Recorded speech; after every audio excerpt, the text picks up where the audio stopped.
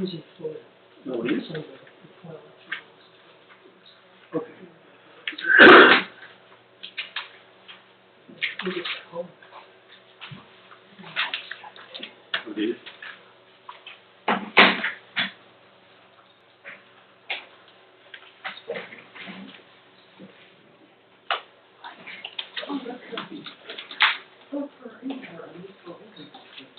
Yeah, we were the only, I actually took some pictures and was gonna send them to Randy Carter because I told him. I was the one that as we left. Not too close. 2 days before we That adds that. something in there. How did you come to the door? I'm down on the west side of Cincinnati. It's about 2 hours. Going south, my brother was like, don't get in the Oh, yeah. traffic. I'll be having you on. I don't We're going north, and everybody's coming this way. I do. Not as I used to, but yeah. I mean, I had a cataract that started like about a year ago. I noticed like in the light. So what does that do? It's like a spot that's kind of blurry, and then when the light hits it, you can really tell, like when I'm watching TV, if the sun shines in, it like refracts off your phone. But a friend of mine, Richard, he got baby flex, put it top of the glass, like 5 minutes, that's like down on the glare. Call meeting to order.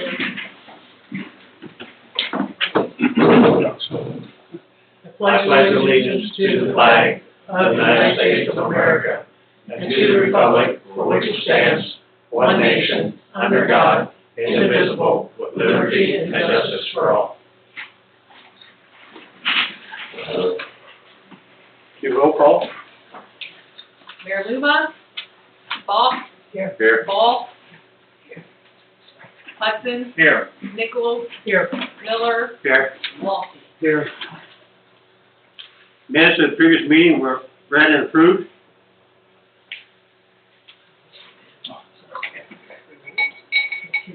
And, the fiscal officer is going to report, $1,539,607.29 in all of the funds, and $325,861.70 in the general fund.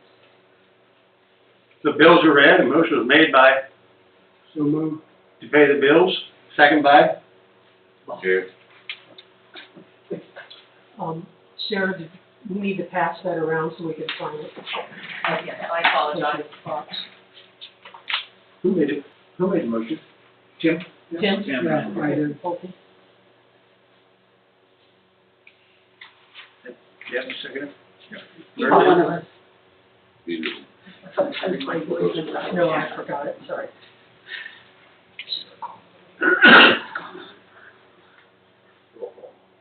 Ball, Here. Ball, Yes. Hudson, Yes. Nichols, Yes. Miller, Yes. Walsh. Yes. The guest, lady from Rita. Thank you.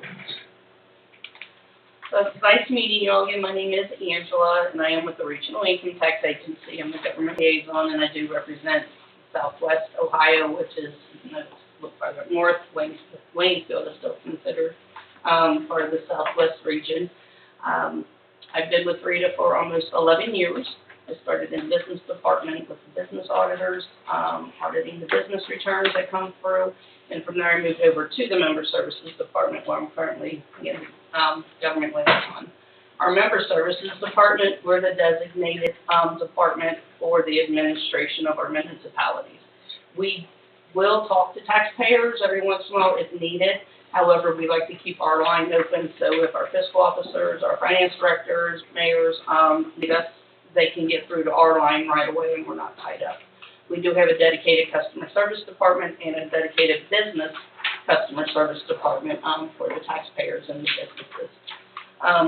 This is your time, so we can go through as many of these slides as you want. A lot of this information is administrative. Just gives you a little background about Rita. If I jump ahead, if I go too fast, just let me know.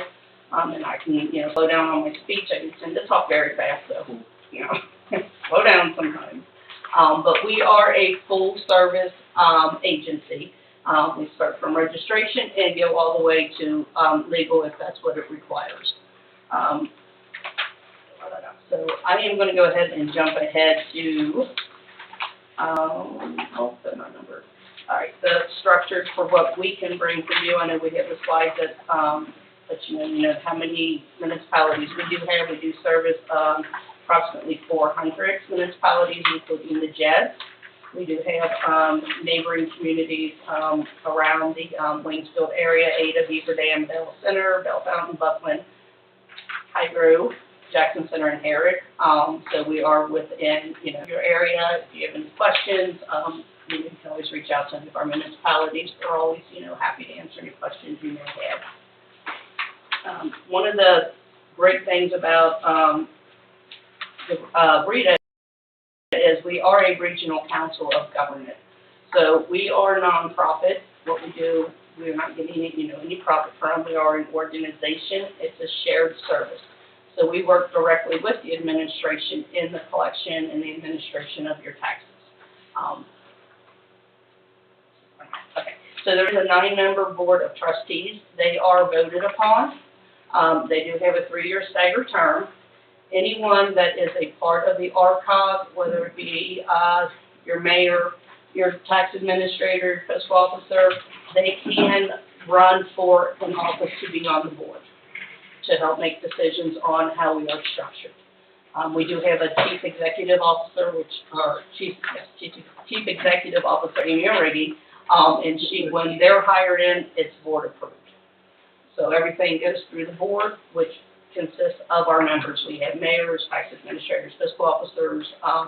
Right now, the president of the board is the mayor of one of our municipalities. So you do have hands-on, you do have input into how things are ran. We do have an alternate delegate and a delegate that comes from the municipalities. And they are the ones that will cast one vote during the elections. And they do have their elections for the board. So everyone does have a say, whether it's our smallest municipality, which is 54, I believe, and that's actually mine, Octa, over by the Jeffersonville, up to our Youngstown, which is, I believe, over 60,000. So everyone is equal, everyone is on the same board. We give you as much attention as we do the bigger guys. And you're actually easier to deal with. I did not say that, we're not fighting. Right? So you are part of the organization, and we do not leave you behind. Again, we are full service from our tax registration down to the legal portion. We do have a 24/7 service, so our normal hours are from 8 to 5, where taxpayer can call in and they will get a live agent between that time. After hours, for our members who like to do things later in the evening, we do have a 24/7 IVR system where they can call in, they can get information on their account, they can ask questions, and that sends like a service request, and we as in the organization generally gets back to them within 24 to 48 hours.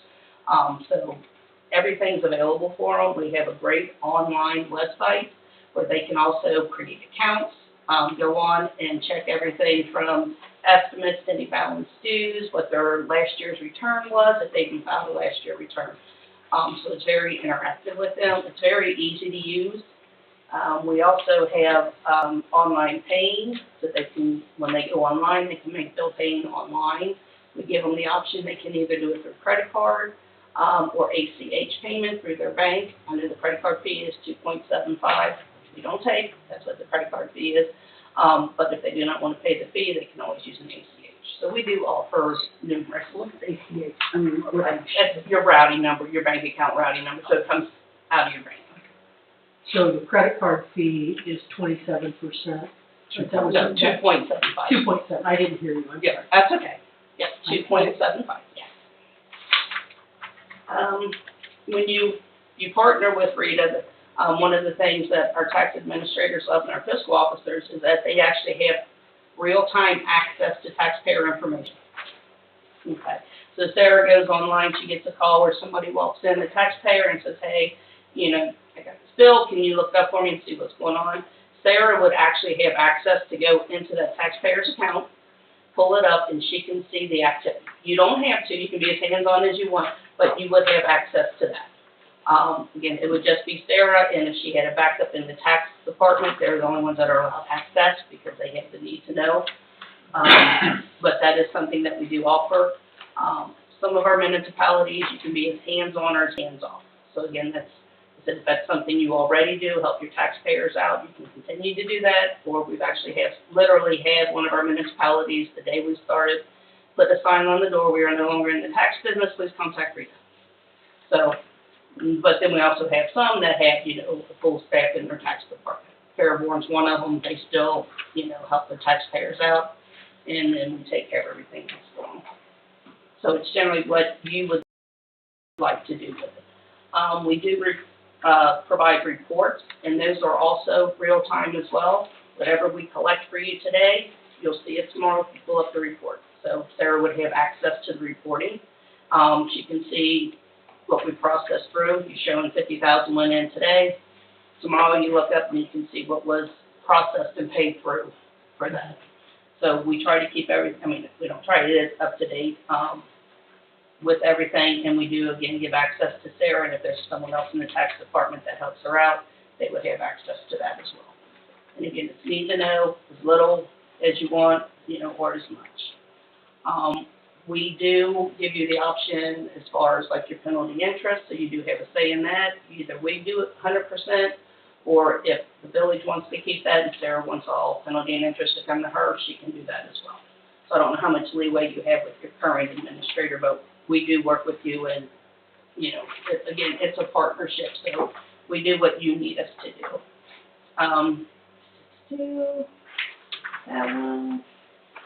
Again, your support services, member services is the administrative support. Our customer service is for your taxpayers.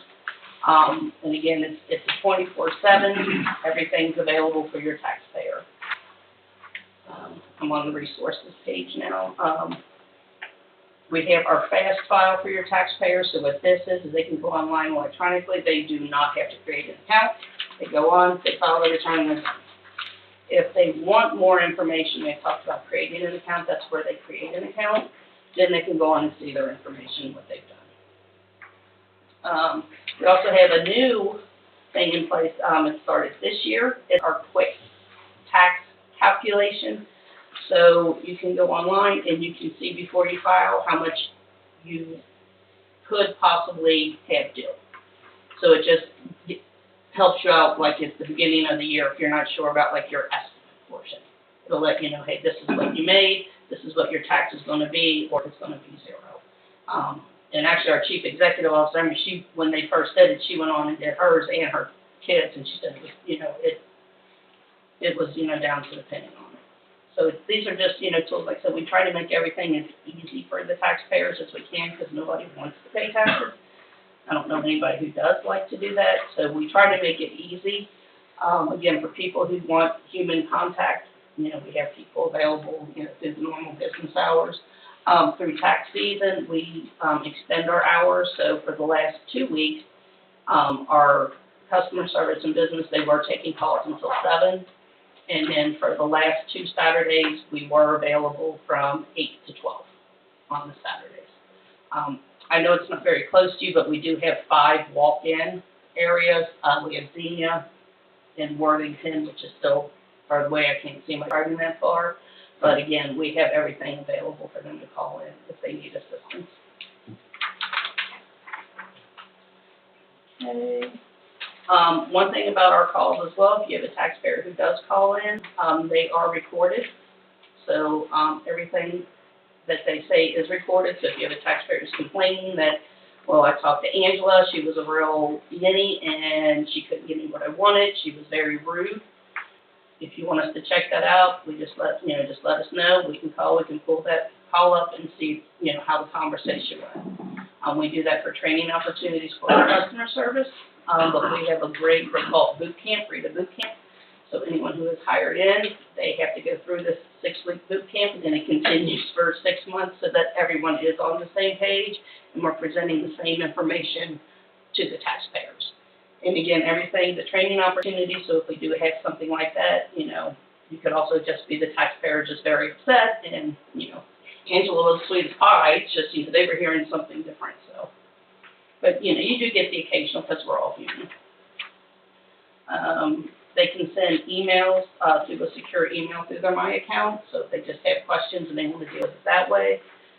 Seems like nowadays not too, you know, I'm gonna say this because I'm older, you know, like to deal more with their computers and their phones than actually talk to someone, so it's, you know, easy to do. My mother, who is 80 years old, she can barely work her phone. I got her a, you know, a nice little iPhone, and she's always calling me, well, it went black. Well, Mom, what did you do? So, but my nieces, they never do anything. They don't want to talk to anybody. They just want to do their phones. We do have our year-round compliance programs, and then we just have numbers here on how much our collections were as an agency. We have our FCI department, which is our federal taxable information. That's year-round. That is no extra charge to our municipalities. It is a specialized department. My understanding is with the background checks on that, it's more rigorous than the Secret Service, because they do have access to every federal return filed within the United States and outline. They don't access any of that information. It's on a need-to type thing.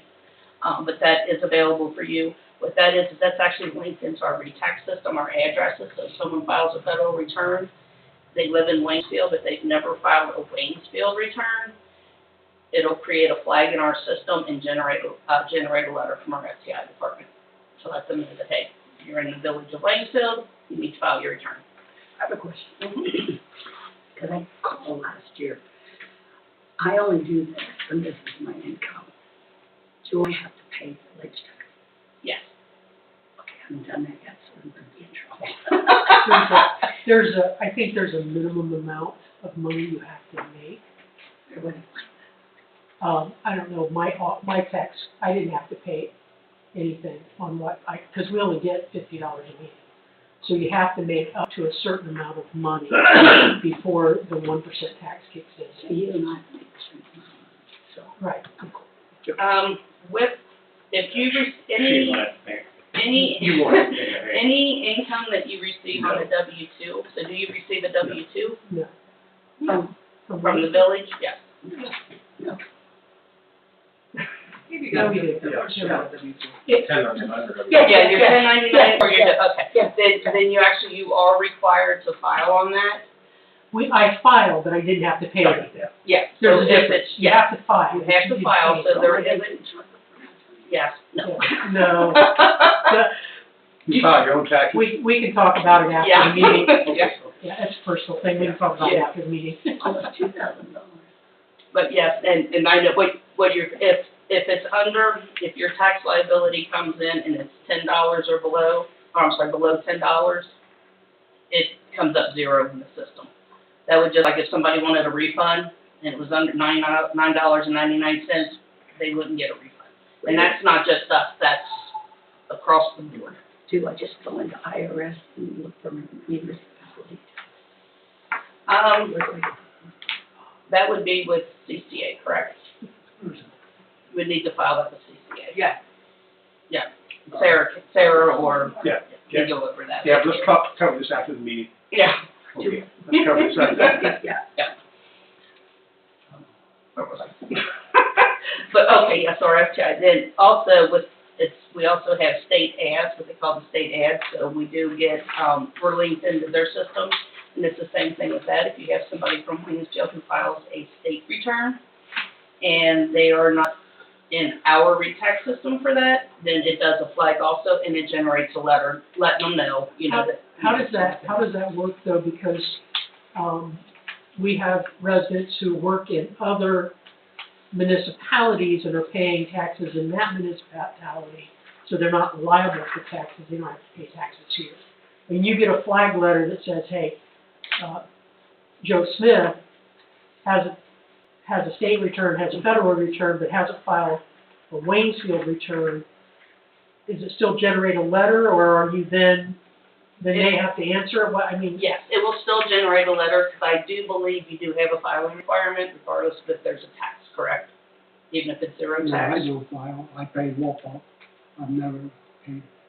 Okay, so if the municipality does not require you to file Mm-hmm.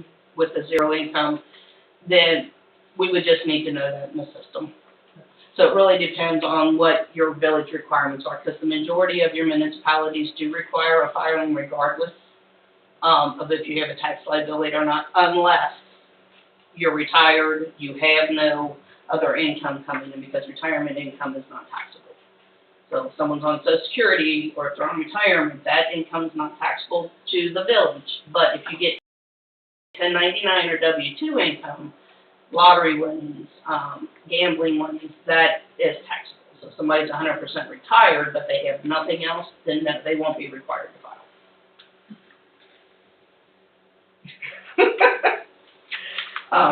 Yeah. But that's how that works with our state ads, and that's why we do have our municipalities provide us a detailed street listing of your ranges. Mm-hmm. So that's how our system knows if it's bumped up against there. We use that for, like, if you do have people who move into the area that don't know, like I'm closer to Kentucky. Kentucky does not have an income tax, like the local one where they have a file. If they move into Ohio, they're most likely not going to be aware of it because they've never had to do it before. So I'm one of those people who think that everybody mean well, and there's not too many of them out there that's trying to get out of the system. So, it's always the benefit of the doubt. You let them know, and then the majority, they will, oh, okay, here's what we've got. And the same way with Indiana people as well. So how did they get to know? Besides it. As far as if they move into a municipality, it's one of those, it's kind of like your federal and your state, right? So if you move from one state to another, you need to know if you have a filing requirement for a state. Required? Yeah. It's just a requirement. Again, if it's, we get move-in data, like I said, we get flagged, and, we just let them know. Most people, especially word of mouth when you have a village, when it's smaller and people are more, they know each other better, they talk a lot, but most people, they're just moving for the most part, they're moving from one municipality to another. I did not know. Locally. Okay, there you go. But yeah, so that's how we, check to make sure that, the people who should be filing are filing. And if they don't have one, they just, respond to the letter, and if they're in our account, then we, in our system, then we just update their account inactive, retired, if that's what they are. And they won't hear, they won't get another letter from us. All of our information is protected, and it is very private. Like I said, the only one who would have access would be your fiscal officer, and if she had someone, a backup for herself that would need access to it. Again, we do record our phone calls. The only calls that aren't recorded is the member services line, and that's because, again, we normally just deal with the administrators, the mayors, and whatnot. There's some information that just cannot be recorded, but our other lines are. When we do send out information to the taxpayers, everything's redacted, so we'll have an account number for them, but it's letters. We do have the multi-identification factor, which comes in. Our administrators who have access to the RETAX system, what we call TAP, which is our tax authority portal, they have a secure email. They do have to go through two-step factors. That is the only way we can get taxpayer information from an administration. Sarah could not send me somebody's Social Security number or W-2s or anything through her regular email. She would have to use the Rita Secure email that we set up. And they do have, at least once a year, I don't know if you've seen the movie with, I can't remember his name now, but he's hired to go in and try to break into security systems. And they do have people who we want them to do it, and so they've never been able to breach our data. So we're very secure with that. We take it very seriously on our taxpayer information.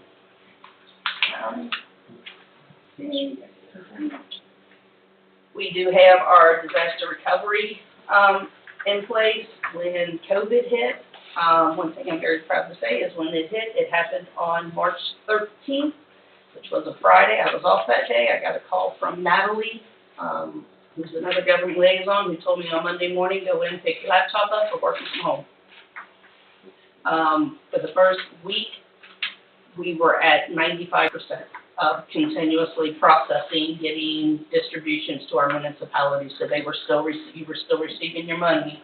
We did not shut down. We continued up. We just had everybody working from home. So that was one of our disaster recovery plans that we had in place that we never thought, of course, we'd use it, because, you know, we all jokingly said, Lordy, we'd like to work from home, like that's going to happen. Well, it did happen. So we were ready for that to happen. We do have, like I said, we have our Brexville office, we have our Worthington office, so if anything happened and one of those were to go down, we still have people that's able to process, take calls, and still take care of your taxpayers.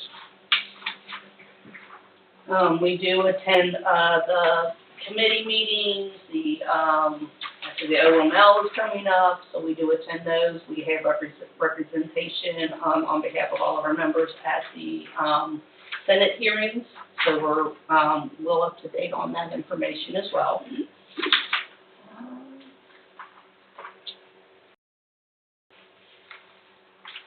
All right, so now we're getting to the fun part, what everyone wants to hear about is your collections, and how we can save how we can help save the taxpayers money.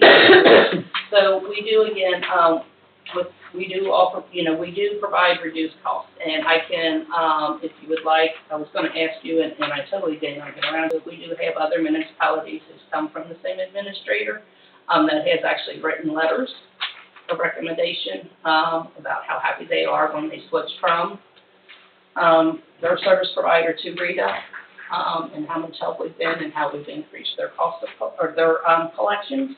I talked to several other fiscal officers, and they did recommend Rita's as well. Oh, very good. I know Ada, she's so sweet. She actually had to give that count to me, and I was like, I don't know. I was like, oh, I called Natalie. I said, Natalie, I'm up in the country again. But I love it. But they are, like I said, we do everything we can. We're here for you. You know, we're here to make sure that you're getting, you know, everything you need, and that all your taxpayers are paying their fair share, because that's exactly what it is. It's the fair share, you know, of taxes. You know, if you're paying, you know, if we're all working, you know, we're bringing in income, we're using the services of the village, we're using the police department, we're using the fire department, the potholes that everyone's using, you know, it's the fair share of what everyone needs. You know, we don't, you know, like I've explained to the taxpayer before, it's, if they were, you know, you get the ones that know this is what your tax should be, not what, you know, you thought, and it's a reduction. It's like, we're not, you know, we're not here to take your money. We want to help you in, you know, whatever municipality you're with. So it's fair across the board. I worked in Worthington before I moved, and it was 2.5%.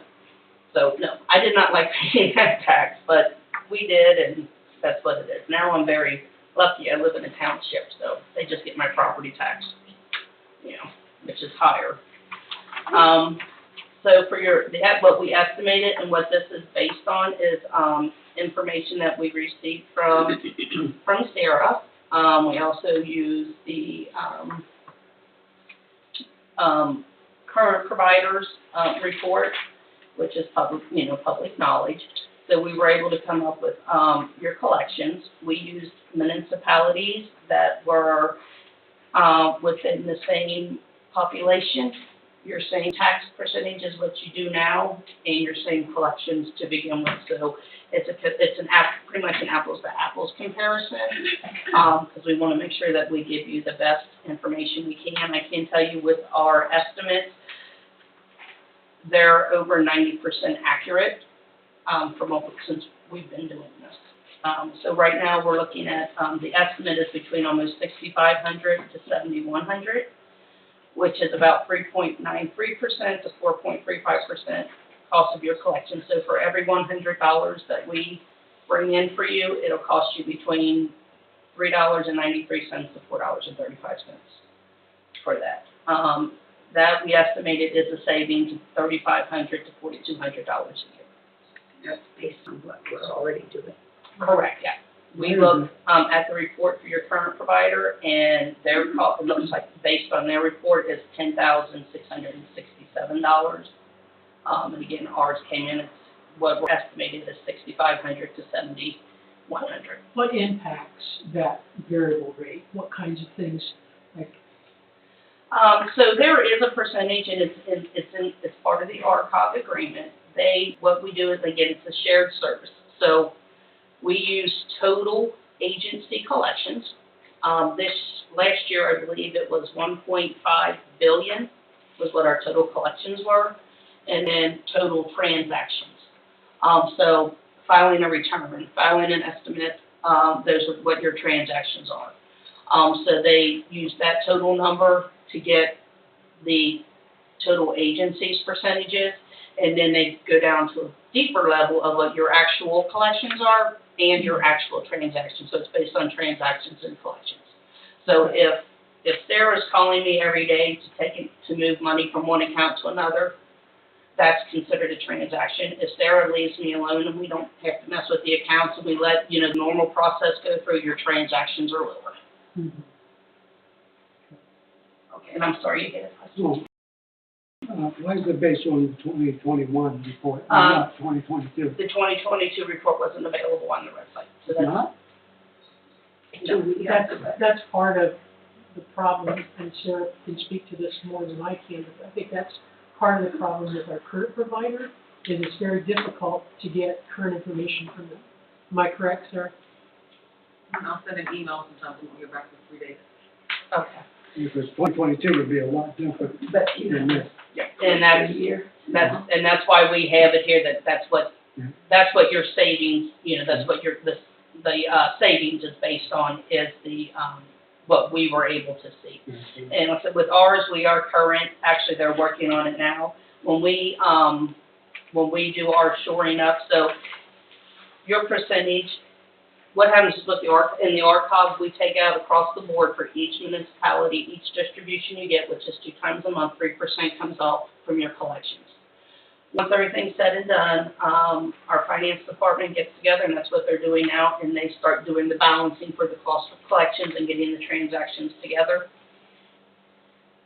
If your percentage comes in below the 3% of what it actually was, then that is actually refunded back.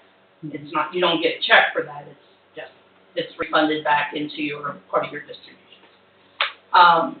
If there's an overage, which there could be, and you can up the percentage that's taken out, the retainer that's taken out, is solely up to you. If it does come in, let's say 3.93%, since we've only been collecting 3%, because that's all we can do unless we get special permission from the municipality, then at the end of the year, and it's usually in June is when these go out, then there would be a balance due of that, but that, again, you're not writing a check for it, it's just coming out of your distribution. And we can, go over that in, in more detail if we need to. And in June is when our RCOG meeting is, and that's when the board gets together. We have those in Worthington and Brecksville, 2 separate days, and then that's when they go over everything totally. Say what meeting that is. It's the RCOG meeting, our Regional Council of Governments. It's once a year. Regional Council. June is the end of the year. Okay. It's usually in June. I think this year it's on the 15th. It's usually on a Friday. And that's when your delegate or your alternate delegate, they're not required, but we do like them to be there, because then that's when your vote matters, is when they're doing the votes. So if you do decide to partner with Rita, when you're choosing your delegate and your alternate, you want to make sure that it's hopefully somebody who can make it to that meeting, so that you can have again, it's not a requirement, but you do want your vote to count. But yeah, sorry about getting back to these questions, Jeff. So ours, we do have our information for 2021, 2022 and back. What we do is we'll send a letter out to our municipalities, which is what they're preparing to do now. They're getting the letter together, and it gives them exactly what their collections were, their transactions, what their exact percentage was, and, down to what their actual cost of collections were. So it is detailed. That is information that can be shared, with the with the administration, with your council, because it does not have taxpayer information. Since we're talking about it's based on your reports, each month there are 2 distributions, so you would get a distribution, and I think we had discussed this you only get one distribution a month, correct? And some municipalities are fine with that, it does not have to change. But the majority of our municipalities get 2 distributions a month of what we've collected for them. It's their advance, which would be, right now, we're working on everything that's come in for April. We've actually already done that one, and that was, at the middle of the month. We sent their, report to them, and then they had a deposit into their bank account. And that's everything they've collected to date for April. Then we have our reconciliation, which comes in May, and that takes everything that processed for the rest of April. So instead of getting the one bulk, you would get 2 if that's what you want. And we do have municipalities, some of them, they only get the one because that's what they're used to getting, and they're fine with that in their collections. No. The only charges, everything's included in our cost. The only thing that's different is we do have our, the delinquency program, which is part of our subpoena program. We'll send out delinquent letters, which is free of charge. So that portion is, free of charge after, if it's a new municipality, they've been with us a year or so. If they don't respond to the delinquent letter, then you can join the subpoena program. That is a charge of $1 a letter. So if you have 300 people that you're sending a subpoena to, it's going to be $300. But based on what we can collect for it, and again, our numbers are in there, it actually is worth that cost. No, the taxpayer does not have to come into your office. They don't have to go to court. It's an administrative subpoena. All they have to do is send their information to us. And then the legal portion itself, once who've joined our legal program, it's an upfront cost, but once everything's said and done with the taxpayer, they're paying that money back. So anything after 2015, because of the House Bill, I think it was House Bill 5, I believe, the taxpayer is required to pay back any court costs, fees, and whatnot for their administration. I mean, I know kind of went fast through things. No, So once, you discuss, you decide, that you want information, if Rita's something you would, would like to consider, you would have to pass your joining legislation. I know I sent a timeline, to Sarah. I know with your current provider, they do require 6 months, notice, and then, you would do that. I'm not sure if they require or if they charge a fee for like any conversion data. I know like MIS and CMI, they do. I don't know about your current provider. That I'm not sure of. And then we just start working through the process. That was converted over into our system. how does the transition occur for our residents? What, as they move, if we would do this, obviously, we have the timeline, you have all those in line for us to go from CCA to you. But in terms of a resident, come April 15th next year, as I'm getting ready or I've done my tax, how do we prepare them for this change? Okay. So we will prepare welcome letters that would be sent out to them. So let's say if you decided to go with Rita and you want a January 1 start, we would provide welcome letters to your residents and your businesses, and what that does is it lets them know that you are switching switching administrators. It gives all of our information, tells them how to file, where to go online. Also, we can provide you with the verbiage that you can put on your website in advance, letting them know about the change. I don't know if you have like your post office, you can put postings up there, but we do send out the letters, and let them know. And then the first year, we will do a reminder postcard, just letting them know. Okay, this is a reminder, so we will do that the first year. So we could set it up to start the first of the year, and then after, As long as, time to Sarah, how we get it going? I'm sorry? So we could set it to start the first of next year then? Yeah, that's what would happen. Okay. So pretty much first of the year, that's when they would take over. Is that because they have a contract? Well, their contract is up. I had it, I'm sorry, I can't recall. But we haven't given them so much of a notice. But when that happens, they do finish up the year, and it does say that in the contract, because you don't want to stop mid-year.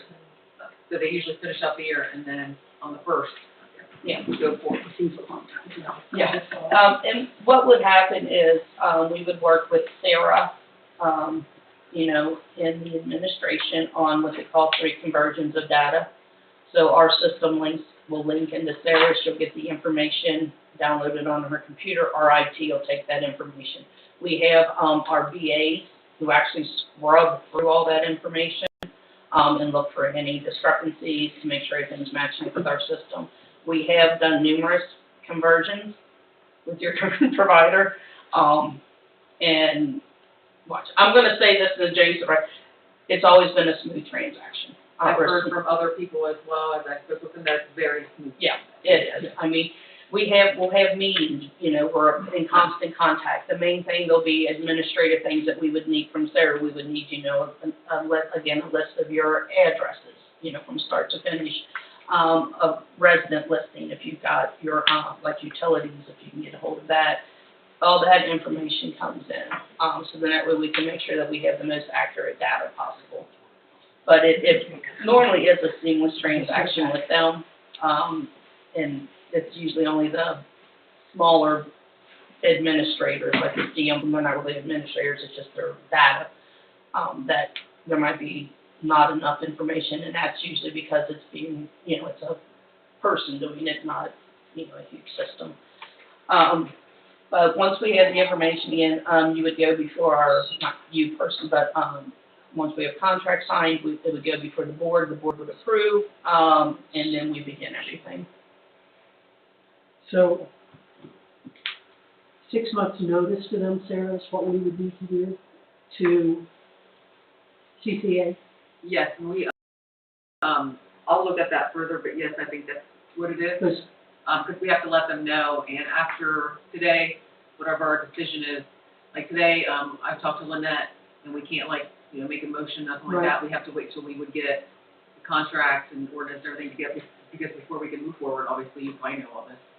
And then, yes, but we would need to give them that by, I believe it's July. 6 months would be June or July. Yeah. We could probably at our June meeting, you Yeah. have to do it. So, Yeah, I think on the timeline I provided, it has. Yes, and I gave that to y'all. So, but, yeah, I know we do have, and it's, like you said, it's some municipalities that don't mind doing a mid-year start. I personally don't. So if you did not do it like by January 1, the option is for a July 1, but that kind of, for record keeping and stuff, I mean, it's, you know, actually, we've had a couple that's done October ones. what would be your preference? I would prefer to do it at the beginning of the year. I think then it would be more January 1? seamless, Okay. because we're gonna have a mesh. Mhm. So it would be best if we did it at the beginning of the year, January 1st, we would. And you recommend we go this direction? Personally, from what I have, dealt with, like everything you were talking about, like I'm not saying I wanna have all my hands in there, but I would like to be able to kind of understand it a little bit more so I can explain it to other people as well. And I have no one explaining it to me or getting back to me, so yes, I would prefer. Because you're the one that's going to be doing it. Yes. So, So, I mean, just, I know I just haven't had a lot of communication with them and kind of felt like we were here. You know. Is it apples to apples, regardless of the problems? But you're saving us money. I mean, are we getting the same? no, I don't think it's apples to apples. My No, opinion, based on what she said, it's not apples to apples. We're getting a lot more You're a services big apple. for and less this is a money. Okay. In my Would you opinion, guys yes, agree with I mean, that? we offer, like I said, we have, online filing, online payments, we have, We don't have it. as far as I know, see, you have to have, like, I think just like plain W-2 income and nothing else, I believe, and they can file online, but if you're, What's her job? if you have gambling, if you have your, you know, Schedule C income, then you have to submit the return. Our refunds are done electronically. I believe CCA takes, as far as I know, unless they change something, their refund process is different. You actually do issue refunds. And the reason I say this is because in the past, I had a situation with CCA without going personal, but there were several folks that wanted refunds, and CCA said, well, we don't give refund checks, we just credit you to the following year. No, we will provide a refund check, yes. Sarah uses their money for it. Yes, so if you put in for, yes, if you put in for a refund and you are due that refund, then yes, it usually takes, we try not to, but like especially this time of year, it usually takes up to 90 days. Sure. But yes, they will. And as like, you know, someone who would be in contact, or say, I have, from just talking to others, like a representative that is with, like me, and a few probably other villages, it's where I can call them and they'll call back. If you call, yes, you're gonna have access to me and our other member services people. You'll have our line. You'll have my direct line. I'll even give you my cell phone. I do give my cell phone to some of them. Dave, I'm sure you might have talked to Dave from Hamilton. Yeah, he has me on speed dial. He's such a I sweetheart. think I did. Yes, Okay. and actually he was using your current provider. I've had a lot of, others speak to me about it well, and they, as well, and they have, said that, it was very seamlessly going with you. They're very satisfied, and they've gotten more than they have. Okay, well, that's good, yeah, 'cause that's what we want, like I said, our job is, we work for a municipality, so pretty much you would be my boss. As long as it's fall within the ORC guidelines, then we do whatever you ask us to do. If it's outside of that, then, you know, you're on your own on that one. And they will release us Yes, they have. if we come in here. And with your online, I know you don't come to the office, which I know some people actually enjoy that, but with doing it online, would you say it's pretty simple? Like, because I like the fact that you can just go in as a guest. Not a whole lot of people like to sit down and do this whole, you know, sign in and stuff like that. Doing it as a guest just seems like it can make things quicker for individuals that don't like to do that. But is it pretty easy for? Oh, it is, Okay. yes. Actually, it's because we've mentioned Dave, and Dave doesn't care if I talk about him. The first year they were with us, he filed his on his phone. He pulled us up and yeah, he called me after he did it. I'm like getting this call, I think it was like 9 o'clock at night. I'm like, come on, Dave, you don't know. And he's like, I just filed my taxes. It was so easy. But yeah, he did it on his phone on the website. And let's say like it somebody walks you through. understand it and they were a little older, you know, sometimes that happens, and could they be able to call, Rita and kind of like, hey, I'm having a hard time with this, and they could help them maybe over the phone? Yes, our customer service is available 8 to 5, and they'll walk them through it. Okay. Yep, they'll walk them through it step by step. Are the extended, talking about your customer service, you said you had extended hours during tax season. Is that, when does that start, like in April, or is there? Okay. It starts in April, and then the last day, of course, was April 15th. Right, so that, like the first 2 weeks of April? Yes. It wouldn't be from January to April? No, It's just no. that 2 weeks for Yes, the first 2 weeks, yeah. You know, the payment, when we first started talking, you can only 2 ways of payment, credit card or bank transfer? Or they can mail in a check. You can, Yes, they okay, can. good. Yep, you can file electronically, or if they use a paper return to file, yes, they can still send in the check. We Okay. have, They can still do a paper return if they want to. yes. Or like a cash, money order or something like that. They can do the money order, yes, cash, that would only be No, if, I don't mean cash, yeah, I was gonna cashier's say, check. if Sarah decides she wants to start taking payments, No. she can do that. No, I mean But there's also an cashier's extra step, yes, cashier's check, yes. As long as it cashes, yes, but, yeah. So there's things in place, like we do have, again, some municipalities that are totally hands-on, they take cash payments. They'll take checks, they deposit it into their own bank, we don't see them, but they have to fill out a form for us with all that information, so we know to apply it to the taxpayer's account. So, yeah, it's easier just to say no. I mean, it's up to you, I'm just saying, it's easier just to say no on the payments, but, yeah, and like I said, we are, you know, the administrators, they have their own dedicated member service, you know, we're there for you. We have free support, people that are always in our member service queue, but most of us are usually in there anyway. And what percentage do we pay now? 5. 5? I think that, wasn't that what we figured, Sarah, was 5%? Yeah. And yours is currently 3, whatever. Yes, the estimate for you is the 3.9. So even if what I was thinking in my head, and I could be all wrong, even if the first year, since the percentage is based on transactions, And transactions are included if Sarah's calling and asking for assistance, right? Only if we have to do something on a taxpayer's account. Oh, okay. Yeah, Okay. Sarah can call 24 times a day and talk to me, and And if it all doesn't- we're doing is looking at an account, then Oh, it's well, fine. that's good then. Yeah, it's just if Sarah calls and says, hey, you know, can you take this estimated payment they made and move it, you know, here, then that's what we consider a transaction. But no, just to call and ask me questions on account, So, yeah, so we could save almost Yeah. 2%, which is significant. It's fun. Yeah, a peaceful regard.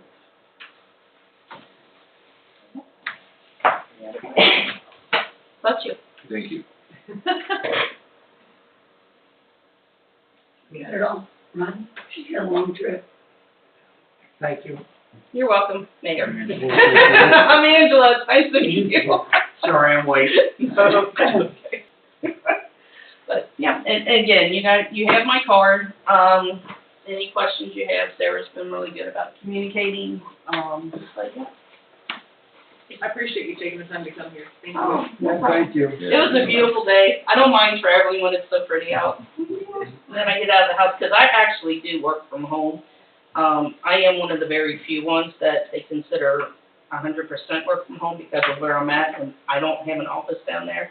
So I do like to get out every once in a while. Fresh air. Thank you. I'm a hermit, yes, and see people. See people in Yes. conversation. And you see, I'm like, yes. But, yeah, I do appreciate your time. Thank you. You are very welcome. Keep safe. All right, thank you. Thanks for coming, Angela. Oh, you're very welcome. It was nice meeting Appreciate you. your time. Have a good evening. Safe travels home. Thank you. Thanks, Richard. Thank you. I think we'll be seeing you again. Thank you. You know, I can come up anytime. No, I like, I like to, you know. you don't have to, but I think. You guys You have a can go good outside, night. Richard. Okay, thank you. Enjoy your evening. All right, sounds good. Thank you. And I loved your greeting out there, by the way. I loved it. Bye. Okay, committee reports. Have you, anything for utilities? Yeah, you'll see there before you, we had a meeting on the 16th. We actually had two meetings that day. The first was financial, and it was over quickly, so we decided to start prior to our advertised start time, knowing that we were full and well. We run past the advertised start time in case somebody showed up with questions or looking for answers. Those present were Miller, Hudson, Fox, Bender, Montgomery. And for council recommendation, letter will be sent the next billing outlining the billing parameters, water saving tips. The website utilities info discussed are being mostly electric, and new verbiage will be added to reflect water usage as well. An ordinance may need passed to accept current utility guidelines being used from the past Board of Public Affairs. Contrary to sales pitches from homeowner solar and wind power generating equipment, the village does not reimburse for generated power. 2/3 of new water meters are installed with end of May being the hopeful finish date, and with the current rains that we had, the new overflow to the lagoons was overwhelmed. I know Aaron will talk about that as well with the recent rainfall. Possible corrective options are being considered. And the power rerouting was also discussed, that being going into the village with no new information, as well as for the new electric meters and ocean gauge. Any questions? What's the, I assume we'll get information, but an ordinance may need passed to accept current utility guidelines being used from past Board of Public Affairs. Is that just a clerical issue, or? I think Aaron could probably address that. Yeah, that's just utility rules that we've had forever. It's on that table to make sure that everything is legit. We've used the rules for a long time. Just, again, the housekeeping will make sure that they're legit. That's what that is. Thank you. Yep. About streets and sewers. Here. Safety. Records. The Records Committee met on April 3rd with Solicitor Lynette Dinkler in attendance, and we were actually meeting as the official records commission, and the committee did vote, and the records retention policy was put into effect. I signed it. I think, Sarah, you sent it. Have you received anything back from the state auditor? No, I sent it to Lynette, she actually sent it, she said she was going to. Okay, all right. So that's another tick off of the auditor, the audit that we got from the state auditor, that we were out of compliance in regards to our records retention policy and our records release policy. So we've sent it to the state auditor and sent it to Lynette, so we just wait for their approval. Lynette also reviewed the records release policy that we had, and wants to look at that, and will make recommendations if there needs to be changes. There was a few things she wanted to add, so she'll be getting that back to us when she gets finished with it. So that'll be something for the future for council to consider. That's all. Mark? Building property maintenance? I guess this is going to be scratchy. We met, and it was kind of, okay, just let me read that. New business committee member Nichols mentioned to administrative vendor of getting a tour of the village buildings and grounds to have a better understanding of it. Solicitor Dinkler said this can be done, but no discussion of any kind of official business will be permitted because of too many people would be like a meeting. The committee understood the committee member. Nichols asked if administrative vendor could coordinate that, and he said he could. We originally were just going to have the 3 members of the Buildings and Grounds Committee, and Lynette said we could actually, Aaron could take more than 3 council members around, so the whole council could go on the tour, so Aaron doesn't have to do 2 separate tours of all the buildings. And as long as we don't discuss any business, that is perfectly legit to do that. It's not considered having a meeting outside of the Sunshine Law requirements. So, But not to have the discussions, right? right, we can't discuss anything. We just look at the buildings. If anybody else wants to do it besides Buildings and Grounds. Any volunteers? What? Show of hands.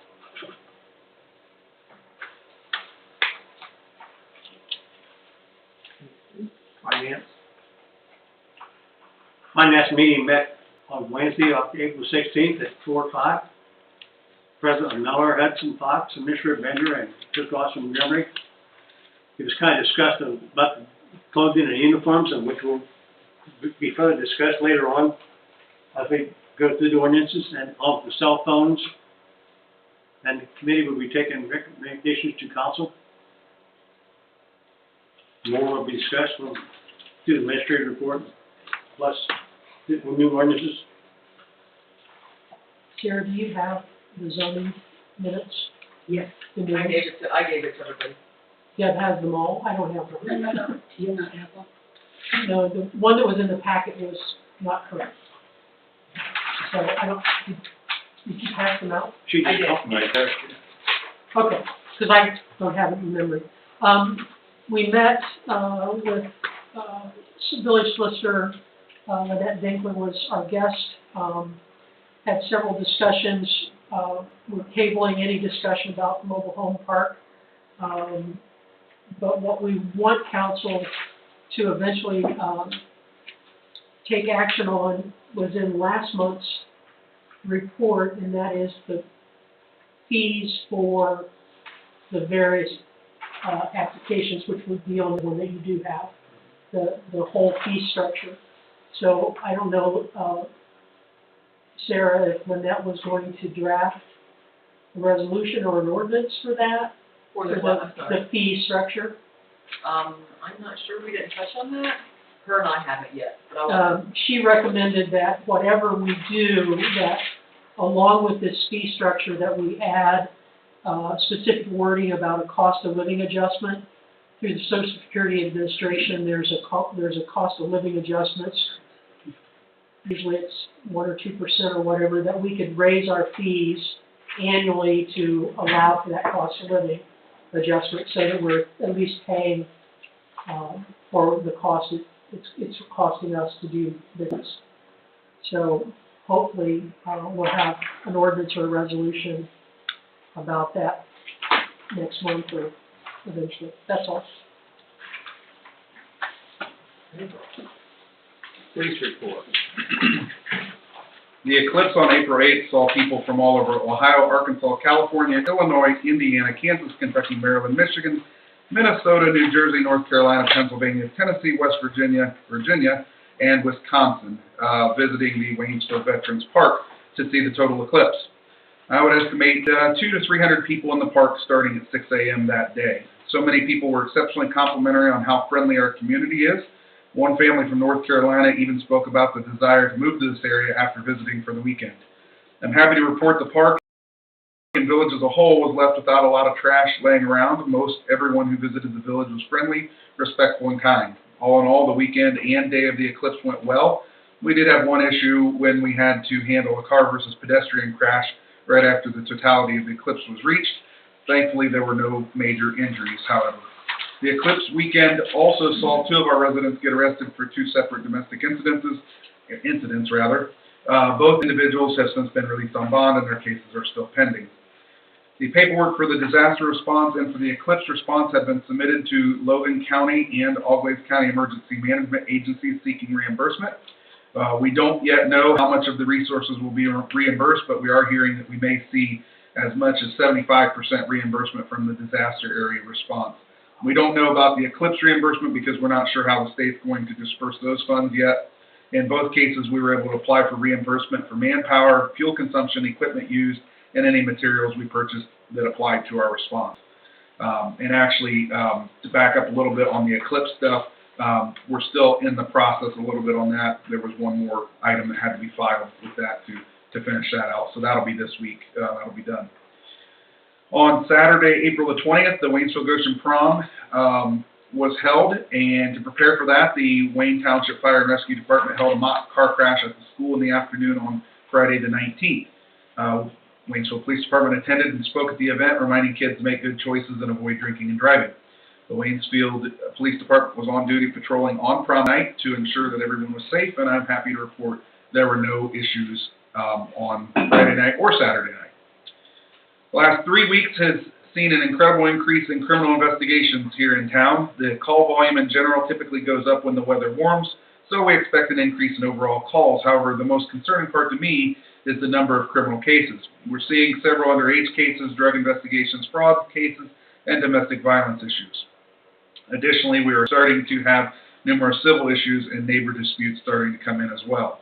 Because of these cases, some of the issues I've been working on, such as the disaster plan and property maintenance issues, have been delayed. I will continue working on those, however, as time permits. On Wednesday, April 17th, I received a call from Senator Matt Huffman's office regarding the funds being sought for our park enhancements. I had to complete an application for the Senate similar to the one I submitted to Representative Manchester's office. That application was completed and submitted on the 17th. The legislative aide I spoke with seemed to be very optimistic about the possibility of us receiving at least some of the funding. However, until the governor signs the bill, we won't know the exact amount of funding or how the funding can be spent. But I still think this is good news as the process is moving forward. Final piece of information I have for council tonight is regarding a phone call I received late this past week from the Ohio Department of Transportation. The district that represents this area is studying all of the school zones that are on state and U.S. routes to see how they are functioning and if any improvements could be made. They're contacting our schools, law enforcement, and road departments to get feedback. WG Superintendent Pence, the village administrator, and I all spoke with ODOT and their representative. I suggested that they review the crosswalk within the school zone as well as the other 2 crosswalks on North Westminster Street as kids use these crosswalks regularly. I explained to the ODOT representative that they don't appear to be as well marked as they could be because vehicles rarely stop for someone who is actually in the crosswalk area waiting to cross. The ODOT representative said they would review the request and possibly enhance the crosswalk. Representative said ODOT may add additional pavement markings first and see how that goes. If there's still a problem, then ODOT could potentially entertain the possibility of adding flashing lights similar to what you may see in Westminster at their crosswalks. That warning lighting is expensive, however, so the hope is that additional pavement markings will suffice. The focus will be on the school crosswalk first, since there is dedicated funding for school zone enhancements. So no way to put like a sign up that it's there? There is There's a signs. school zone sign. There, well, there, No, I mean, there's there's actually, the flashing lights, but there- not at the. there is a crosswalk. There's a crosswalk sign.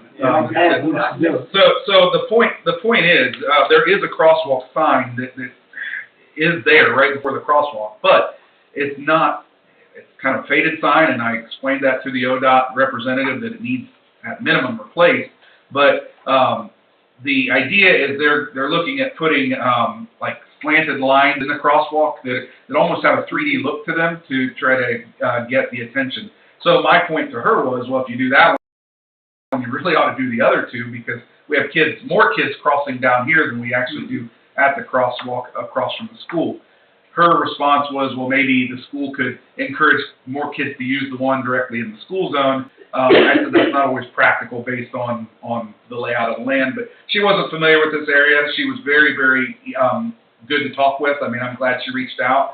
I know Aaron can probably speak to, he spoke with her as well, but she was very attentive, and she's been tasked with compiling a lot of information, and said they would definitely study the area and see what they could do.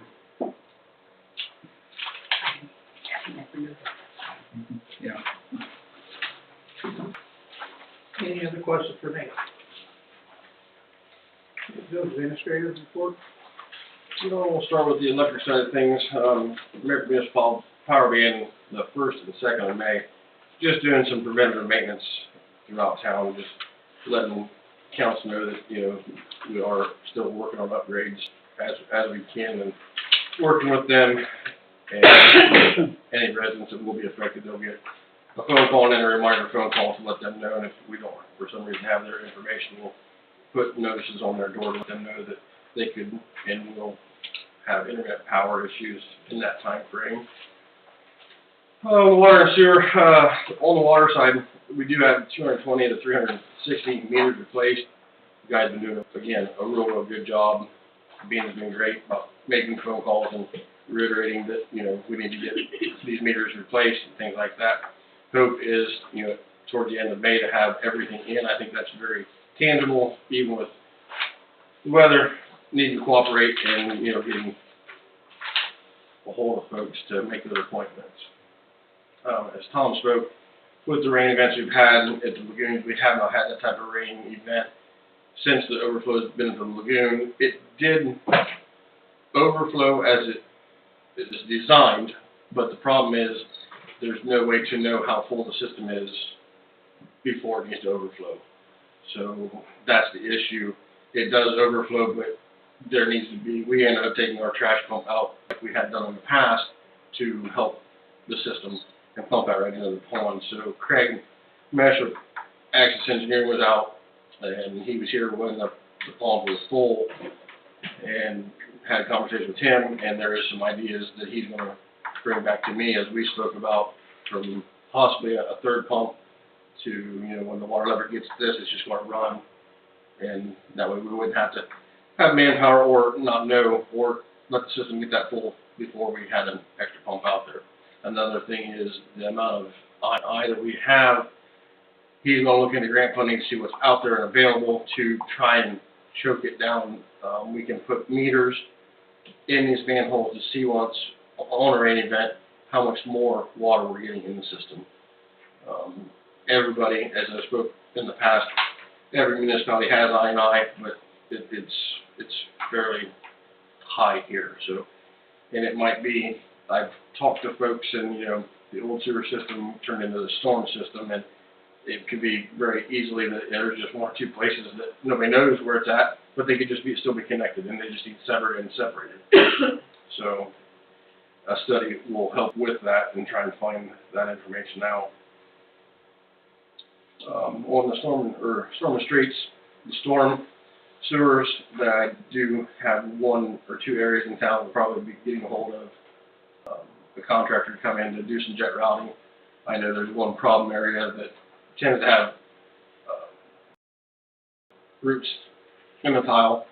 And so it seems like about once a year it needs run through and try to get the roots cut out of it, and then that way any leaves or trash that comes through it doesn't slow that down. On the street side of things, still waiting for the weather to become spring-like and not freezing. But potholes, we'll address those as weather permits. Been working with the Legion a little bit on the banners. They are getting some brand new banners. They got us the first batch. We got those. As many as we could get up. There's a couple in the areas that we can't get trucks to because it's been so wet. They do have another batch ordered. That way it was good that they got us the first batch. That way we didn't get a bunch all at once, and it's not up to them when they get them. It's just whenever they can get them as they're ordered and get them to them. So working on that as well. And then at the park, restrooms are open. Did some repainting in the one restroom. As weather allows, the last couple of weeks we've had one day to mow grass, and even there we're trying to not get mowers stuck and just working around. It's your typical for the spring portion, but getting the grass mowed, the weeds sprayed, and then trying to get meters in, and then we did get started last week on the enlargement of the parking lot to the north end. So all in baby steps, but it is coming along. So that's all I really have. I have a question, and it may seem ignorant, but is there no way to expand our lagoons, like digging more area? You would probably have to put another whole lagoon in. That was one of the questions that I talked to Craig about. Another option would be to put an overflow that when our pump system gets full, it would go into there, but you would still you'd have that cost, and you'd still have to have pumps and aeration in that to move it. So hopefully, the numbers he comes back with, we'll be able to lighten the load so that the water gets into the ponds quick enough. The ponds can hold it. It's just a matter of getting it into the ponds. And if you put too big of pumps in, then they're chattering on and off all the time. And it's a lot better for a pump and motor to run consistently than it is to on and off all the time. So yeah, that's why he was. What would you guesstimate the cost would be? I know he's going to give it, but what do you think? I don't even want to say. Yeah, you do. No, there's too many variables. Okay. If putting a third pump in currently where we're at, that is a lighter gallon per minute pump, and we can use some of the railing that's in the lift station itself, excuse me, that would probably be the cheapest route and get us by till we can get some studies done to find out where this may be coming from. I would say under 10,000. But there's all kinds of monkeys in the room that can make those changes pretty quick. Aaron, you have more questions about that? Aaron, you mentioned the banners, and I was going to wait till new business, but it's not really business, it's more of a comment about the banners. Mm-hmm. Originally, those banners were purchased by families. Those were purchased originally by families, and the banners themselves were only guaranteed for a year. And many of them have lasted longer than that. Some of them have lasted less than that. But the new banners, the auxiliary, the Waynesfield American Legion Post 395 auxiliary, raised monies and have paid for the replacement of those banners. And the post auxiliary will be disbanding as of, I believe, June. Am I correct, Tim? Is it June, right? And the only reason I mention it is the membership of the Legion Post Auxiliary. I would like to see the mayor do a proclamation of appreciation for the work that these individuals have done, because it is, well, I know it's been work for you guys to put those banners up. Sure. It's a great recognition of the veterans that have obviously fought for this country, that are members of our community, either former, now living, or past. And I do have a list of the membership, And I do have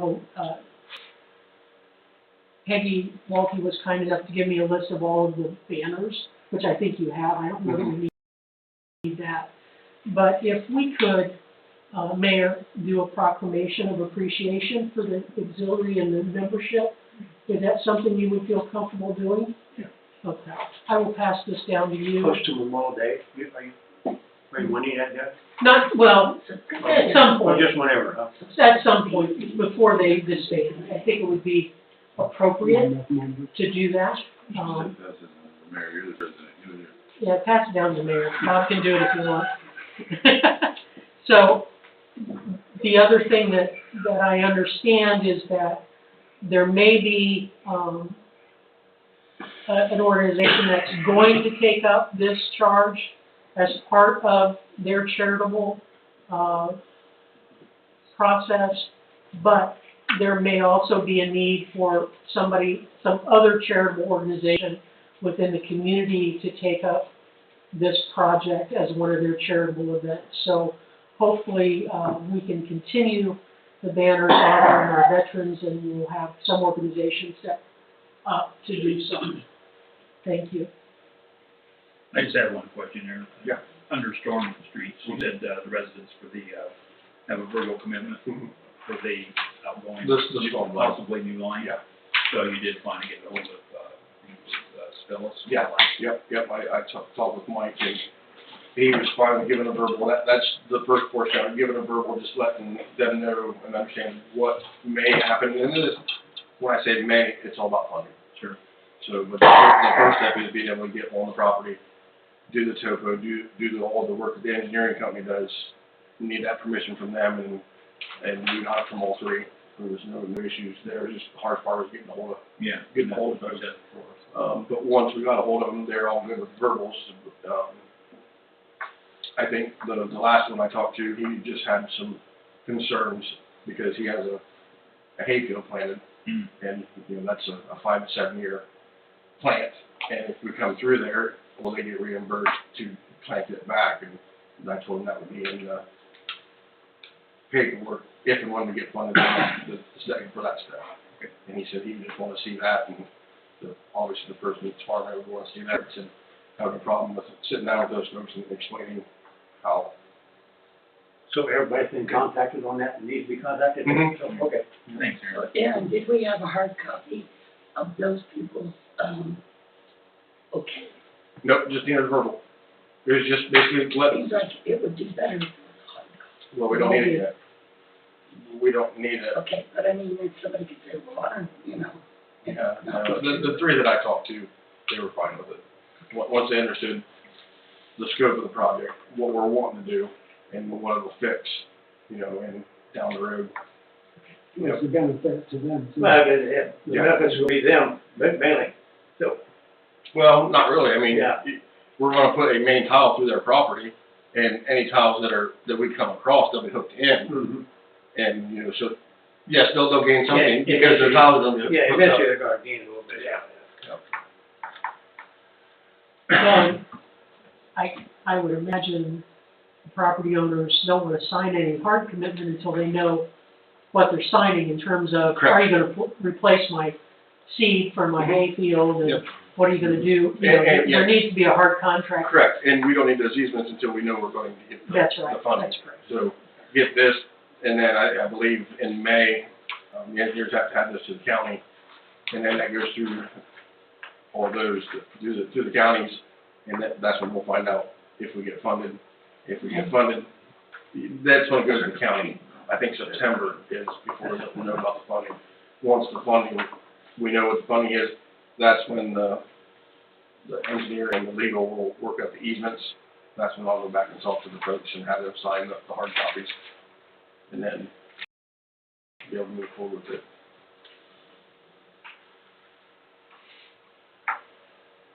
Any more questions, Barry? I don't know if this goes along with what you've already said, but, I have a question about the phones that you guys would have as due. Is there any possible legal things that might be interacted in their personal and business of the village. That'll be discussed later on, when we vote on the ordinances. Didn't go along with me, okay. Do I need to repeat it? Well, later. All right, Mayor's Court report, there was $918 was deposited in the general fund of the Mayor's Court account for the month of March. Any old business? Okay, new business. Ordinance 24-4-1, adopt Anthem Health Plan.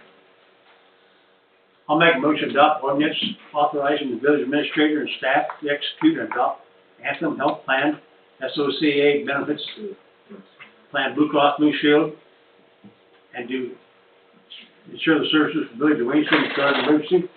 Have to declare emergency first. So is this a change? We can't do 3 readings, can we? No, that has to be an emergency. That's what I thought, yeah, because it's got to be renewed by May. Yes, we need that as an emergency. Yes, they just gave it to us, so for those, okay, here's this, we got it. I didn't know You have to make a motion to declare an emergency by not to pass the ordinance, that's your thing. I'll make a motion to declare an emergency, adopt ordinance 24-4-1, an ordinance covering the health and services of village administrative, village of Waynesfield. Second? And this is a renewal of our current plan, is that correct, Sarah?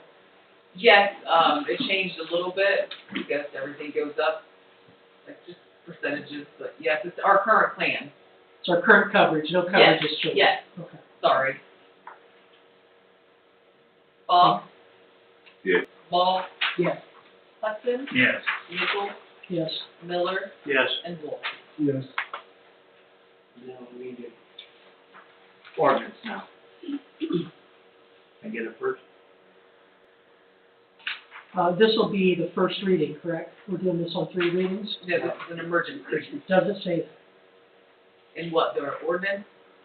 Ordinance Yeah. 24-4-2, doesn't, very last, they're declared emergency. Under the, which one are we doing, the clothing? 24-4-2? under the bold Section Insurance. 5. bold type. This is one we just voted on. Yeah, Yeah, we have to vote down that. She's on the next one. I'm sorry, She's on about. I moved too far ahead. Make a motion to adopt I make a motion, we adopt ordinance 24-4-1, ordinance authorizing the village administrator and staff to execute and adopt Anthem Health Plan, SOCA Benefit Plan, Blue Cross PPO 6350E-0%-635 WHSA with Ohio Insurance Services for the village of Waynesfield. I second. Bob? Yes. Ball? Yes. Hudson? Yes. Nichols? Yes. Miller? Yes. Yes. Okay. See you now. No, this one's 3 readings. All right, so you get a motion, all right. Motion to adopt ordinance 24-4-2, no textile termination. I have a question. So, because I was curious about this, so we are purchasing a washer and dryer that we can use, that y'all can use in lieu of this. Yeah, so it would be a clothing allowance instead of the uniforms, it would be a clothing allowance plus the purchase of a washer and dryer to wash the clothes. So I make a motion, we have the first reading of ordinance 24-4-2, an ordinance terminating the contract with Miller's Textile. Second. Bob? Yes. Ball? Hudson? Yes. Nichols? Yes. Miller? Yes. And Wolf. Yes. Get a motion on ordinance 24-4-3, uniform and clothing allowance.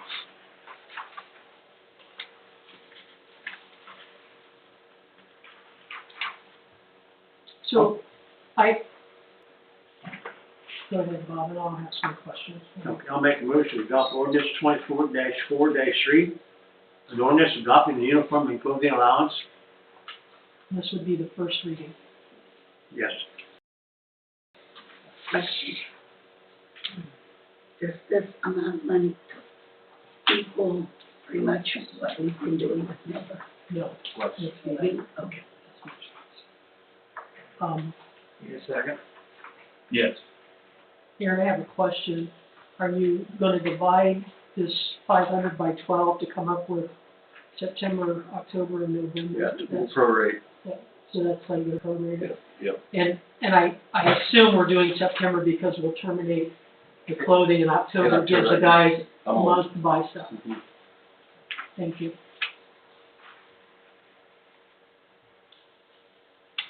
And, just for clarification on the ordinance, it's saying full-time employees, does that mean Sarah and Dina get $500? Does it say administrative discretion, or is that on the cell phone? That's on the cell phone. Okay. So I don't know if you wanna Probably Check the tweak word- it to make check it, the wording on that for the second so reading. it says whoever is getting. Right, involved. because otherwise, it's all full-time employees Yeah, I'm on board. and part-time employees and associates, so you may want to check the wording on that. Right, and it would not Look, include, look, get it out. sorry, it would not include the police department because we already have a uniform and equipment allowance that previously been As established. it's written, it Right, that's what, I just yeah. want to point that out since you brought that up. Yeah, I think maybe it needs to be a little clear on what it's specifically for, in terms of who the employees are. Do you have a first and a second? I second. Okay, so I'll call a question. Bach, Yes. Ball, Hudson, Yes. Nichols, Yes. Miller, Yes. Walker. Yes, Okay. Any comments, cell phone first, or you just want to do? Well, you can ask for their questions for it. Any questions on the cell phone? Yes. I'm worried about, like, privacy issues. Is there any possibility of my phone being involved in not my phone, being involved in kind of legalities that might be, because you're using your phone for business? Lynette didn't bring any attention to that. She looked over this and understood what we were wanting to accomplish with it, and She didn't she didn't do that. see any issues with that. here's my question, why now? Never thought of it prior to. Does anybody, does the village, I assume the village pays for your cell phone? The police department has a cell phone that's used for evidentiary purposes. Okay. So, and the office phone is forwarded to that cell phone. Mhm. I wish everybody would use that phone as opposed to my phone, but, that's just not the reality of it. So the police department has a phone that is owned by the village, Correct. and this ordinance is incorrect. Because the article says the village will not own cell phones for the use of individual employees. So, And it doesn't stipulate what employees. well, it doesn't, the cell phone is not for any specific employee, it's for the department as a whole. Yeah, that probably includes you. Okay. No, I mean, I have multiple officers, I mean, when I'm not working and Steve's working, he's got the phone, it's a department phone, it's not a specific cell phone. Mayor, do you have a phone provided by the village? Pardon me? Do you have a phone provided by the village? So you have a phone, Yes. and the village owns it? Okay.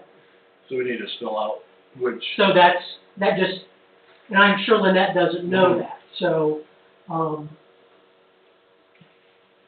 Nathan, you said that if I would call here after hours Right.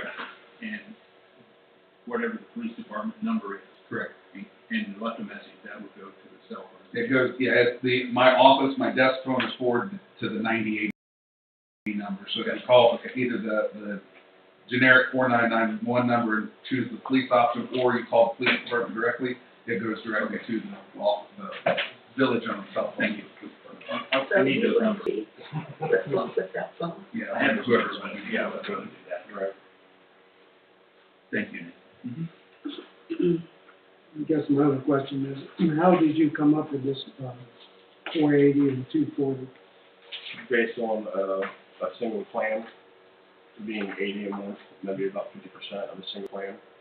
Okay, because I know now, because everybody has cell phone plans, unlimited telephone, all that, so how, which I fully understand if it's used for business, but if I was gonna ask, like, the average calls they get a week or a month, I call my guys at least each one at least 2 to 3 times a day. And when I call Sarah or Bina, I don't call the office number, go through the prompts, I call or text them to their cell phone. Do you also get alerts on your phone from? Yeah, so the full-time employees, Heath and myself, we get alerts from the water and the sewer on the alarm systems, those go to our phones. Do you get police or? How many, Not so if we think about employees, 20 or we have, how many total employees does the village have? Everybody, not just the maintenance workers. 8. 8. So Verizon has a program where if you buy a package and you have 5+ lines on that package, it only costs $27 a phone to have that package. So the village could provide phones to employees for $27. What is the, so it's $27 a line, and then what is the, so you have your package plan, and then you have, it's 27 added on to the package plan, where it's just simply $27. That's what The price of the phone. I guess my question is, the plans, like you mentioned, it's based on a plan, based on the plan you have, right? Yeah, an individual Right, plan. the individual plan, actually, there are 3, and I didn't know this until I had to travel and had to change my plan. The Welcome Unlimited Talk and Text plan is only $55 if you have a line. The unlimited package that I think you're talking about includes a hotspot. In other words, I can use my phone as an internet hub, 6 Gs of that. It includes the ability to purchase a tablet and a watch, and it has a whole lot of other things. And what you're saying is basically you're talking or texting to your employees. So the minimum, half of the minimum, the unlimited talk and text plan at $55 would still only be about $25 or $27 instead of the $40 for a full-time employee. But with what you're talking about, wouldn't they have to get a whole new phone? No, what I'm saying is if the first part is that we based the 480 on 50% of Aaron's plan, which was $75, $80 a month, okay? That's how I came up with the 40. My question is, Verizon has 3 tiers that I know of, and probably more. They have the bottom tier, which is the welcome tier, that is unlimited talk and text, and it's $55 a month. So they would have to transfer? What I'm saying is, would they have to transfer the plan they have now over to that phone? If not, they would have to buy a new phone. No. We have 2 options here. We could do we would buy phones, or the other option is we give them the stipend, right, which is what Aaron's saying we need to do. If we give them the stipend, I'm questioning why we're basing it on an upper tier plan instead of the minimum plan that would give them all talks and texts. Right, which is $55, and half would be $25, and half of that would be 10 or 12. So it would be less. We'd still be giving them the stipend, but we'd be basing it on the lower tier plan, which they could use the lower tier plan and still be getting your phone calls. Their choice to get a higher tier plan is their choice. But we would still be giving them a stipend. It just wouldn't be the $40. It would be the 20 or 25. When I look at it, I didn't call Verizon and say, what is your basic? And I didn't do it intentionally, Aaron. No. I had to go out of town unexpectedly, and I had the minimum coverage, and I needed internet access, so I had to call Verizon. And they started going through all the plans, and it hit me. I'm like, wait a minute. There's and I ended up getting the lower share plan personally, but that's just personal. So, I personally am in favor of giving the stipend. I'm just not sure that 40 is the right number. That maybe 20 or 25 would be better. Even if we have chef at 30. Well, 20, half of the 55 would be $25 a way. It's still more than they're getting right now, and it would, and actually, you guys, if you think about it, for a full-time employee, I mean, you know me, I do the numbers, that's just what I do. For a full-time employee, if we gave them $25 a month, that equates to a 23-cent an hour raise for a full-time employee. What about the part-time? The part-time then would be half of that, it would be whatever half of 23 is, what, Okay. 12.5 cents an hour raise, is what you're doing.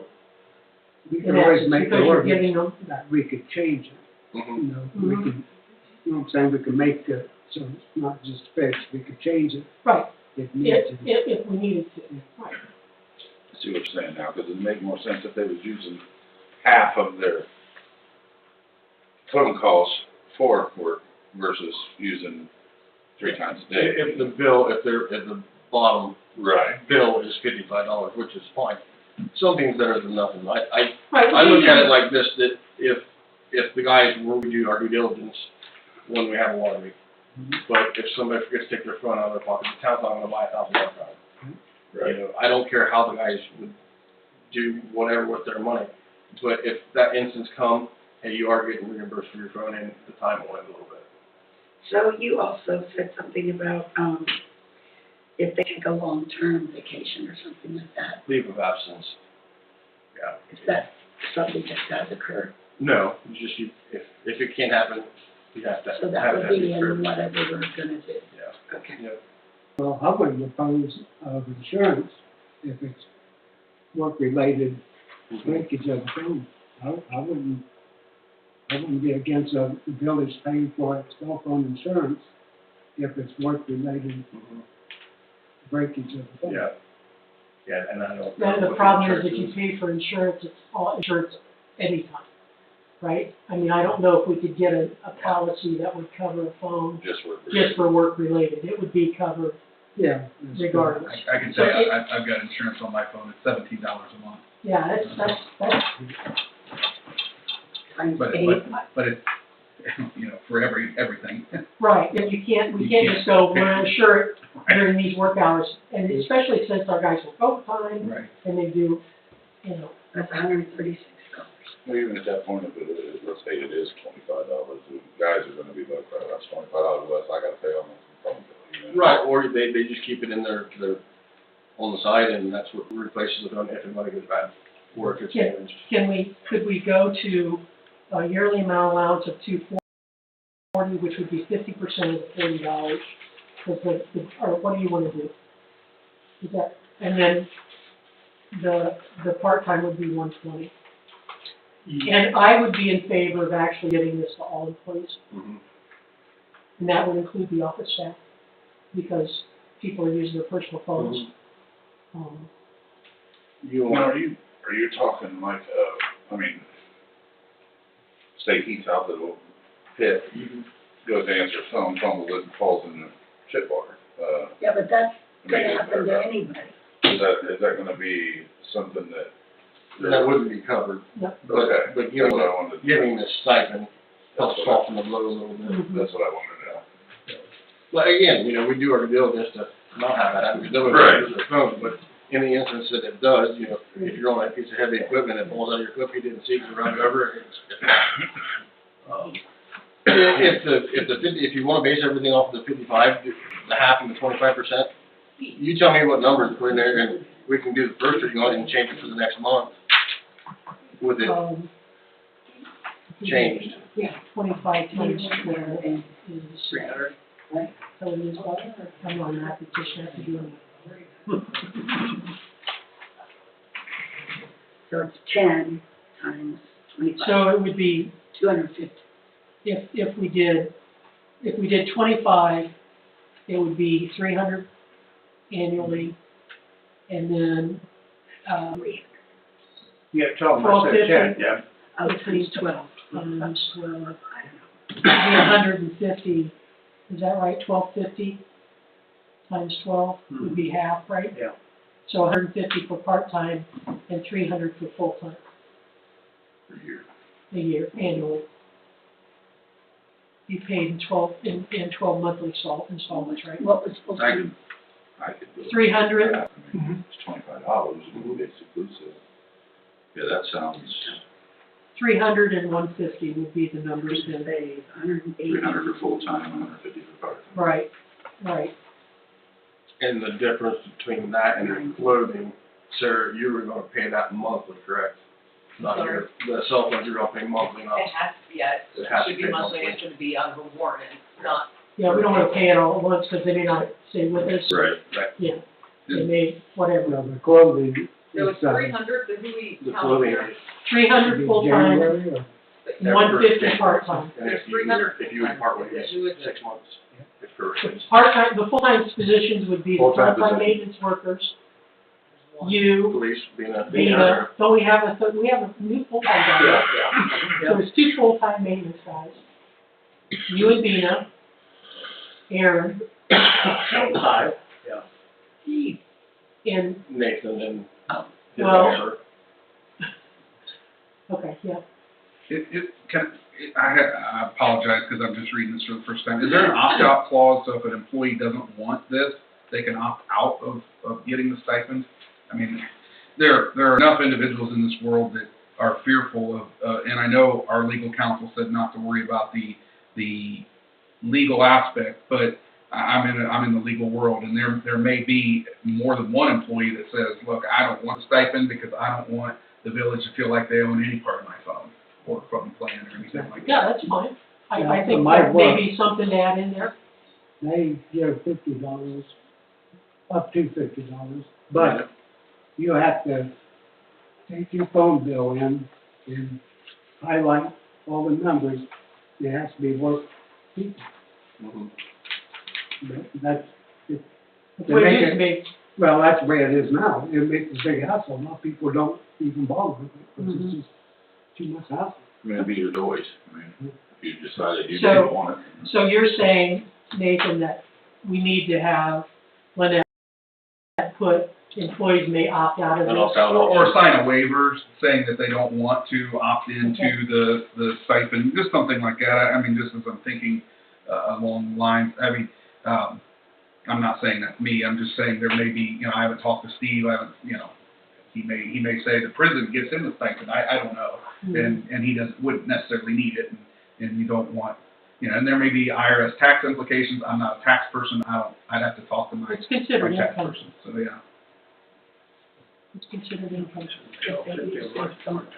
Village It's And they 150, do, right? but they may not. She said you had to do monthly, so it'd be 12.50 a month. $12.50 a month and $25 a 25 week. for a month. Right. So So we'll that- add into that the 12.50 to 25 and the waiver or the option out Mhm. for, again, we can do the first reading, then we change that language on the second reading. So have we had a first and a second yet, Sarah? Sorry. No, okay. So I would make a motion to have the first reading of ordinance 24-4-4 with the following changes: that the allowance for full-time employees be $300 annually, and the allowance for part-time employees be $150 annually, and that be paid on the monthly, or you're prorating it by pay period? Is that the way you want to do it? I would pay it monthly. Okay, because it says each pay period here. So you guys get paid more than once a month, don't you? Yes, we get paid twice a month. So you would want to change that, so that it would be prorated for 12 equal payments based on employee, No. and that we add a option for employees to opt Could out. be 24 payments of the, since you get paid every 2 weeks, right? It'd be once a month. Once a month, Okay. 12. So Yeah, 12. she only wants to do it once a month. So that needs to be changed. And that can, okay. Did you get all that, Sarah? I'm sorry. Yeah, I'm writing it down. We're looking at the cell phone usage policy. right, Okay, that's, I've seen, okay, gotcha. Get a second. because it's, as it said, and Deb seconded it. Okay.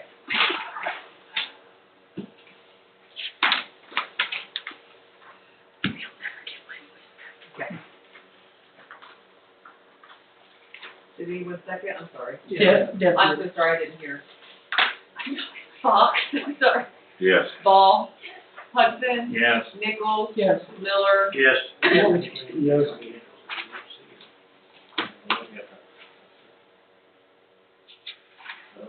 Is this next one a first reading? Does it have to be? it's done by an emergency, Okay.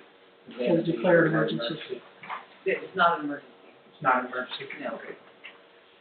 Okay, I'll get first read, motion for first reading, unclaimed and abandoned vehicles, ordinance 24-4-5.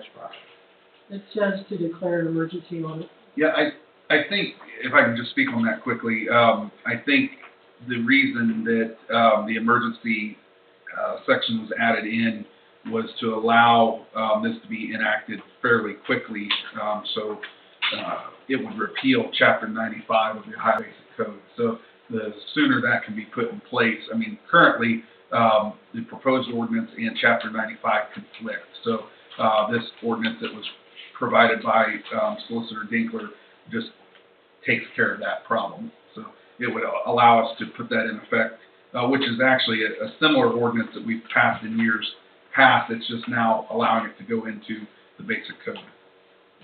Yeah, if you look at section 5, she's saying to declare an emergency. Yeah. Okay, to give a motion for emergency reading on ordinance 24-4.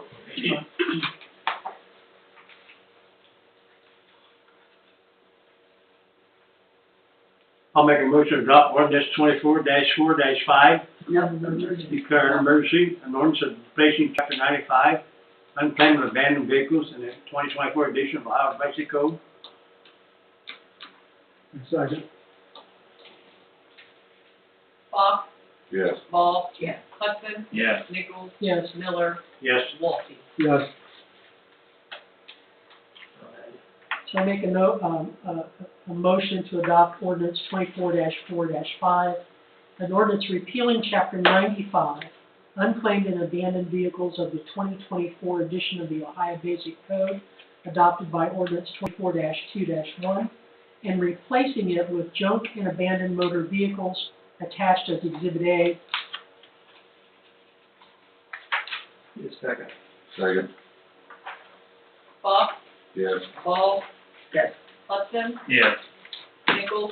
Yes, Miller. Yes. Walty. Yes. Okay. Any other new business? Get a motion to adjourn? so moved. Second. Fox. Yes. Ball. Yes. Hudson. Yes. Nichols. Yes. Miller. Yes. Walty. Yes.